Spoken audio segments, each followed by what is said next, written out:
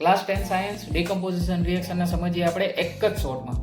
જો આ રિએક્શનમાં single reactant હંમેશા રિએક્ટન્ટ એક જ હોવાનું. સિંગલ રિએક્ટન્ટ બે કે એનાથી વધારે પ્રોડક્ટમાં ડિવાઈડ થાય છે.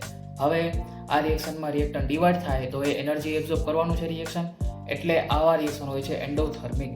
હવે જે એનર્જી એબ્ઝોર્બ કરે છે ને રિએક્શન, એના આધારે આના 3 ટાઈપ હોય છે. એનર્જી એબ્ઝોર્બ કરવાના આધારે 3 ટાઈપ હોય છે. પહેલું થર્મલ ડીકમ્પોઝિશન. નામથી ખબર પડે કે આપણે હીટ આપવી પડે, એટલે કે એનર્જી હીટના ફોર્મમાં એબ્ઝોર્બ થવાની છે. એનું આપણે એક્ઝામ્પલ જોઈએ કે decomposition of ferrous sulphate crystal. તો ફેરસ સલ્ફેટ ક્રિસ્ટલ મિત્રો ગ્રીન કલરના હોય છે.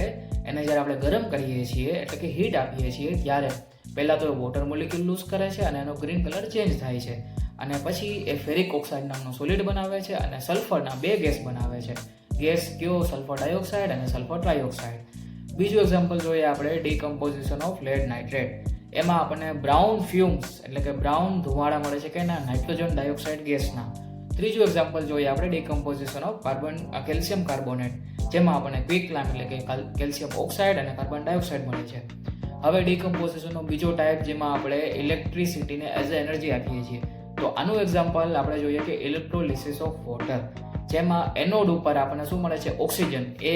એનોડ ઓક્સિજન, ઠીક છે. અને કેથોડ ઉપર મળે છે આપણને હાઇડ્રોજન ગેસ.